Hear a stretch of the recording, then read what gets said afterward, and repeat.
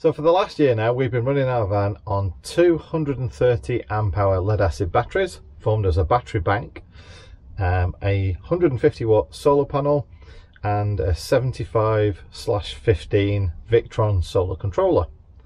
And that's provided our power without a problem, but we haven't been full time, and really all we've been doing is charging 12 volt items. You know about me and my 12 volt, everything 12 volt, your battery will last for ages, and that's fine. However, what we're thinking is going full time, what we'd like to do is be less reliant on needing gas for our cooking. One, because it costs money, and two, because sometimes you can't always find LPG. So I've been coming up with different ideas for cooking using electricity.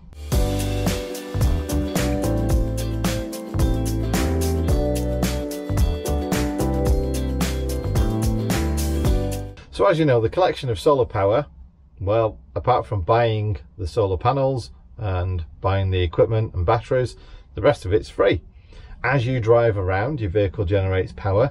So the sort of like the first thing you need to do is the best way possible to collect all that power from your solar panel and from the engine that generates the power. So going full time, which we're just waiting to sell the house before we do that, but it's going to happen soon. We want a way to collect as much of that power as possible and store it to use to mainly cook, power the lights, you know, power the heating, power the fridge, as much as we possibly can off electric, because it's free. We don't have to worry about LPG or, you know, kind of trying to find things to replace that in the future if there's problems trying to get hold of LPG wherever, you know, we may find ourselves. I recently had a bit of work come in that I wasn't expecting it, and a company reached out to me and said, you know, we'd like to work with you and get you some lithium batteries in your van. Not free, I've had to pay for them still, but you know, at a bit of a discount if you mentioned us in your video. So full disclosure, Alpha Batteries of Rochdale have helped me with this installation, in that they've given me a little bit of a discount on the lithium batteries to make them far more affordable than they otherwise, you know, would be. My mate Geeky Philip, link to his YouTube channel down below, he helped me get the Bluetooth solar controller and the battery monitor, like I say, with a bit of a discount. So cheers, Phil. And as I'd built the space in the back of the van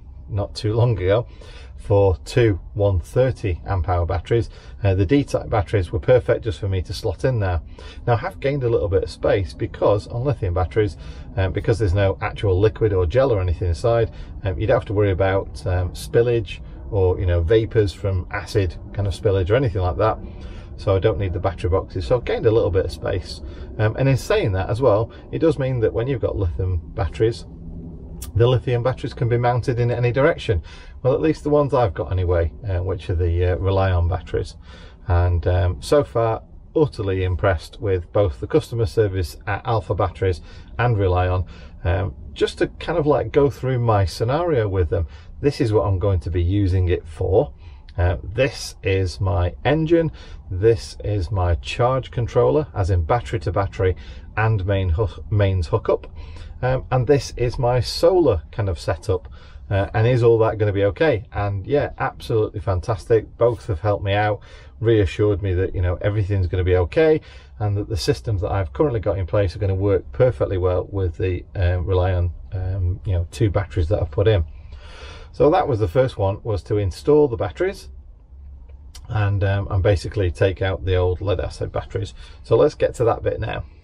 So the first thing we need to do is shut off all of these. So I'm so thankful I built this thing modular and that I built it so now it comes apart, because there was no way I was going to lift those batteries up and over there. There just wasn't really the height for me to do it. I'd have had to dismantle the bed. So take the end panel off, slide the batteries out, and yeah, get cracking. Let's see how much one of these lithium weighs.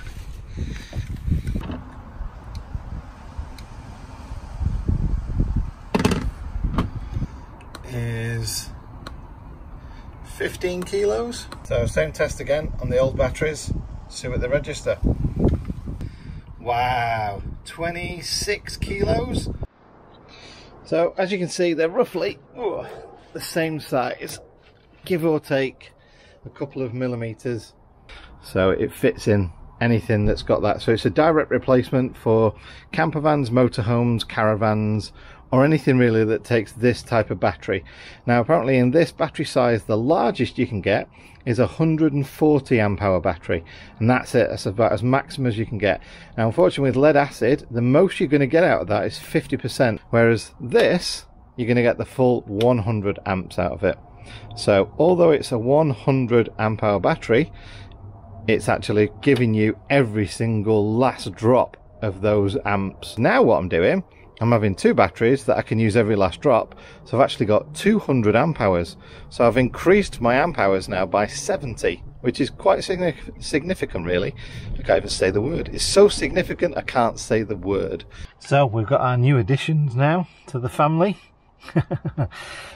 This kit here is the battery monitor from Victron. It's Bluetooth, and the way to do it is you connect this side to the battery, or battery bank as in our case, and this side to the negative load, which goes to the negative bus bar up there on the side of the fuse box, and then using this cable connecting to a little connector on the back there, it communicates to this display, which has also got a Bluetooth transceiver in there as well. So you connect it up to an app on your phone and you can monitor everything. You can look at this display as well, but primarily really you just want to use your Bluetooth. And then there's this little cable here, and that goes on the positive side of your battery or battery bank, and that's measuring the load that's drained from your battery. So this thing can tell you your current battery status. That's what it's measuring really. And then this one is the new Bluetooth Victron solar smart controller, solar charge controller, whatever, and that's going to go in replacement of the one that we've got there already. And that is just because there's more power now, because we're going to have 350 watts, so more amps coming through.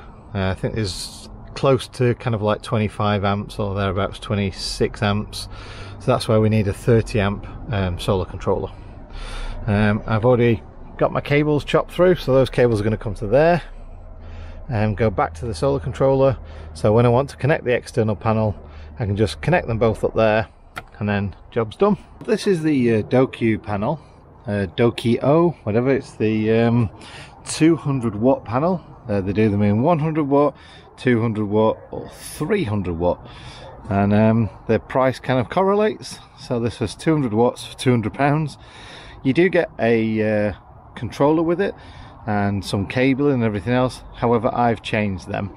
I've got some 10 gauge cable, and I'm wiring it in along with my other panel that's on the roof of the van into my charge controller together.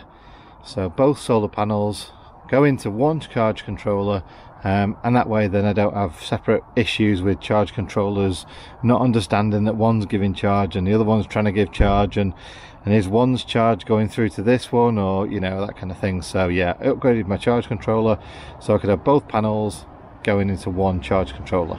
It's really easy, lightweight, little pouch on the front, everything else. Like I say, that's the connector where I connect my cables into.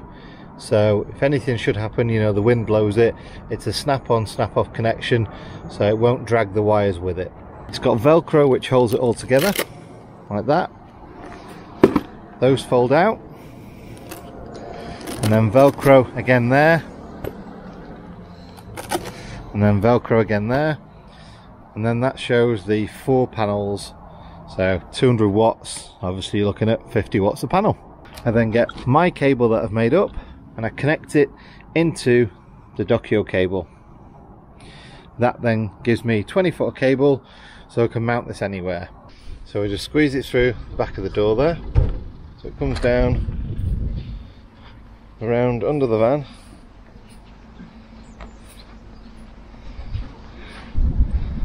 and that's it there.